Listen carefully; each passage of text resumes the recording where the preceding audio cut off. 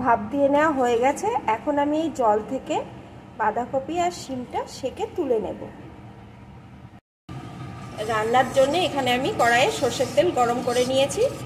এখন আমি এর ভিতরে দিয়ে দেবো একটা শুকনো লঙ্কা, একটু গোটা জিরে। এখন ফোড়নগুলোকে একটু লাল লাল করে ভেজে নেব। ফোড়নগুলোকে ভেজে নিয়েছি। এখন এর ভিতরে দিয়ে দেবো একটা টুকরো করে কেটে রাখা আলু, দিয়ে দেবো একটু লবণ। আমি কিন্তু শিম আলুর সাথে আলুটা ভাপ দিয়ে নেইনি। আপনারা যদি চান তবে শিম আলুর সাথে আলুটাকে একটু ভাপ দিয়ে নিতে পারে, তবে নেওয়ার কোনো দরকার হয় না, কারণ আলু ভালো করে ভেজে নিলে এমনিতেই সিদ্ধ হয়ে যাবে। এখন লাল লাল করে ভেজে নেব। আলুটা সুন্দর করে ভেজে নিয়েছি। এখন এর ভিতরে দিয়ে দেবো একটা টমেটো কুচি,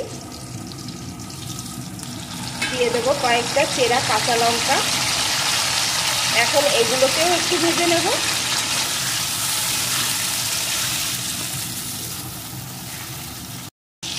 আলুর সাথে টমেটো আর কাঁচা লঙ্কাটাও কিন্তু ভেজে নিয়েছি। এখন আমি ভাপ দিয়ে রাখা শিম আর বাঁধাকপিটা দিয়ে দেবো।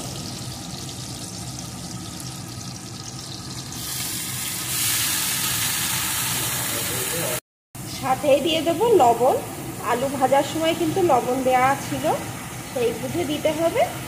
আর দিয়ে দেবো একটু হলুদ গুঁড়ো।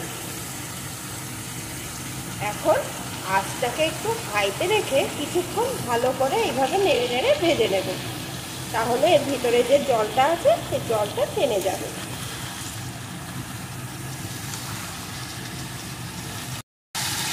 আঁচটাকে হাইতে রেখে আমি নাড়িয়ে নাড়িয়ে বেশ কিছুক্ষণ রান্না করে নিয়েছি। জলটা কিন্তু আমার শুকিয়ে গেছে আর আলুগুলোও কিন্তু ভালোই সিদ্ধ হয়ে গেছে। এখন মিডিয়াম টু লোতে রেখে এইভাবে নাড়িয়ে নাড়িয়ে আরও কিছুক্ষণ রান্না করে নেব, তাহলে এটা সুন্দর ভাজাও হয়ে যাবে আর যেটুকু সিদ্ধ হওয়ার বাকি আছে সেটুকুও সিদ্ধ হয়ে যাবে।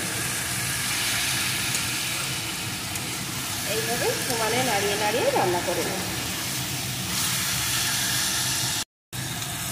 আরও কিছুক্ষণ এইভাবে নাড়িয়ে রান্না করে নিয়েছি। এখন এর ভিতরে দিয়ে দেবো সামান্য একটু চিনি। মিষ্টিটা যদি আপনাদের পছন্দ না হয় তবে দেবেন না, তবে চচ্চড়িতে একটু মিষ্টি দিলে ভালো লাগে, আরও যেহেতু নিরামিষ। এখন আবারও কিছুক্ষণ এইভাবে নাড়িয়ে নাড়িয়ে রান্না করে নেব।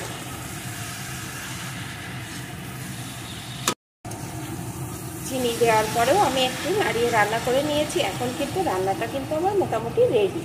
এখন উপর থেকে দিয়ে দেবো আমি ভাজা জিরের গুঁড়ো, যেটা আমি আগে থাকতে গোটা জিরে শুকনো কড়াই নেড়ে গুঁড়ো করে রেখেছিলাম। এই জিরের গুঁড়োটা দিলে কিন্তু এর সেন্টটা খুব সুন্দর হয় আর খেতেও ভালো লাগে। তবে আমার আগে থেকে করা ছিল বলে দিলাম। এই রান্নায় যদি আপনারা নাও দিতে চান তাও না দিলেও কিন্তু টেস্ট অসাধারণ হয়। আর এই রান্নাটা কিন্তু খুবই সোজা আর খেতে কিন্তু দুর্দান্ত হয়। শীতের সবজি তো যেভাবেই রান্না করেন না কেন সেভাবেই খেতে ভালো লাগে। এখন কিন্তু এটা আমি সুন্দর করে একটু মিশিয়ে নেব। ভাজা জিরের গুঁড়োটা দিয়ে কিন্তু আর বেশিক্ষণ ভাজা যাবে না, তাহলে এর যে একটা সুন্দর গন্ধ সেটা কিন্তু থাকবে না। আমি ভালো করে মিশিয়ে নিয়েছি। এখন কিন্তু রান্নাটা আমার রেডি। আমি নামিয়ে নেব। বন্ধুরা, আমার এই সহজ রেসিপিটি আপনাদের কেমন লাগলো প্লিজ কমেন্ট করে জানাবেন, লাইক করবেন, শেয়ার করবেন। আর নতুন বন্ধুরা, আমার রান্না যদি আপনাদের একটুও ভালো লেগে থাকে তাহলে সাবস্ক্রাইব করে আমার সাথেই থেকে যাবেন।